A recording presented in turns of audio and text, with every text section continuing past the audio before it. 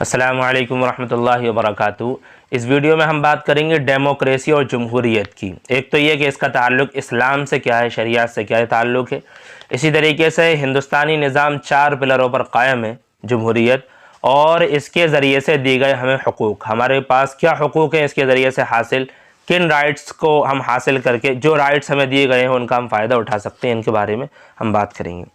तो सबसे पहली बात तो यह कि सभी को पता है कि 26 जनवरी 1950 को कॉन्स्टिट्यूशन, हमारा संविधान जो है, आईन हिंद, उसको लागू किया गया था कि अब हिंदुस्तान का जमहूरी निज़ाम इससे चलेगा। उसमें बहुत सारे कानून और कायदे हैं, करीब 400 के आसपास कायदे हैं, उसमें कानून है। लेकिन उनमें जो मेन चीज़ें हैं वो ये कि उसको 4 स्तंभ पर रख दिया गया कि इन 4 स्तंभ के ज़रिए से इन कानूनों पर अमल किया जाएगा, यानी 4 पिलरों पर रख दिया गया। आमतौर पर सुनने में आता है, ये चौथा पिलर तो सभी को पता है। तो 4 पिलर हैं, कौन कौन से, अक्सर को पता नहीं है। सबसे पहले विधायिका, जिसको इंग्लिश में लेजिस्लेचर कहते हैं और उर्दू में उसी को इंतखाबात या चुनाव वगैरह कहते हैं। क्या होता है इसमें कि हम लोग अपने एतबार से वोट दे करके विधायक या सांसद वगैरह चुन करके वहाँ पर पहुँचाते हैं पार्लियामेंट में, और वो हमारी बातों को रखते हैं वहाँ पर, हमारी तर्जुमानी करते हैं, जिनके ज़रिए से फिर कानून वगैरह आगे बनते हैं, बातें उठती हैं। दूसरा पिलर है कार्यपालिका, जिसको इंग्लिश में एग्जीक्यूटिव कहते हैं और उर्दू में उसी को कहते हैं तर्ज हुक्मरानी, यानी कानून बनाए जाते हैं और उन कानूनों को आवाम पर लागू किया जाता है और ये कहा जाता है कब इन कानूनों पर अमल करना है।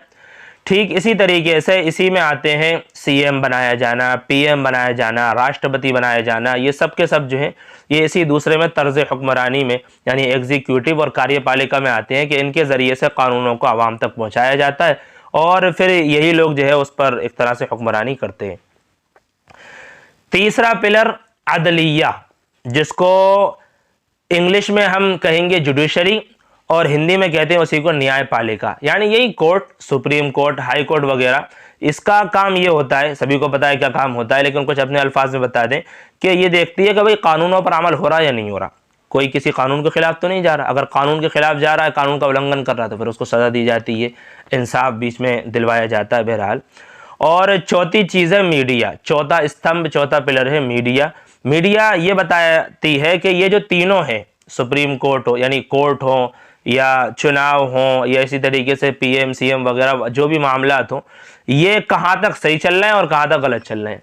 मीडिया का ये काम है कि इन सारी ही चीज़ों को, दुनिया भर की चीज़ों को आवाम के सामने ला करके रखना कि आपने जो चुनाव किया है वो चुनाव, चुनिंदा जो लोग हैं वो कहाँ तक सही चल रहा है और कहाँ तक गलत चल रहा है, ये काम है मीडिया का, लोगों को आगाह करना। इन चारों चीज़ों में सबसे पहली जो चीज़ है चुनाव वगैरह, तो उसमें कितनी धांधली चल रही है और किसको चुना जा रहा है, किस लिए चुनाया जा रहा है, किसको टिकट दिया जा रहा है, किस वजह से टिकट दिया जा रहा है, ये सभी आपको पता है।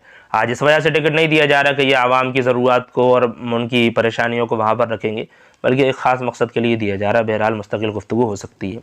दूसरा तर्ज हुक्मरानी, पीएम बनना हो, सीएम बनना हो, राष्ट्रपति बनना हो, या कानूनों को पास करना हो, ये किन को देख करके और किस कौम को टारगेट करके कानून बनाए जा रहे हैं, ये ज़्यादा बताने की ज़रूरत नहीं है, सभी आपको पता है। ठीक। तीसरा है अदलिया, यानी अदालत वगैरह, तो वहाँ पर फैसले कितने प्यारे होते हैं, हम सभी को पता है कि एक कौम के ख़िलाफ़, बल्कि सीधा मुसलमानों के ख़िलाफ़ कायदे बना करके बेहतरीन वाइन की और शराबों की महफिलें सजाई जाती हैं उन्हीं जजों के ज़रिए से जिन जजों ने फैसले दिए हैं मुसलमानों के ख़िलाफ़। कितना प्यारा चल रहा है, बहुत सभी को पता है। और चौथा मीडिया, तो मीडिया की तो जितनी तारीफ़ की जाए उतनी ही कम है, ठीक है ना। शायद ही कोई हो बच्चे को पता है कि मीडिया जो रोल अदा कर रही है इंडिया में, उससे बेहतर रोल तो कोई अदा कर ही नहीं सकता। हर तरह की मीडिया, चाहे वो इलेक्ट्रॉनिक मीडिया हो या पत्रकारिता जो है अखबार वाली मीडिया हो, प्रिंट मीडिया हो, सभी अपने काम बहुत अच्छे से अदा कर रहे हैं, ठीक है ना। तो ये चारों ही पिलर हैं कि जिन चारों पिलरों के ज़रिए से हुकूमत अच्छे से चल सकती है, जमहूरियत अच्छे से चल सकती है। जहाँ कहीं इनमें गड़बड़ हुई तो फिर जो ऊपर वाली इमारत है वो गिरने पर है। यही वजह है कि आपने देखा होगा आमतौर पर किलिंग डेमोक्रेसी, किल डेमोक्रेसी के जैसे अल्फाज ट्विटर वगैरह पर ट्रेंड करते हैं। क्यों करते हैं और कब करते हैं, ये आप थोड़ा अगर सक्रिय रहें, अगर एक्टिव रहें तो आपको पता चल जाएगा। बहरहाल आगे हम चलते हैं। दूसरी चीज़ ये कि इसका ताल्लुक़ इस्लाम से क्या है।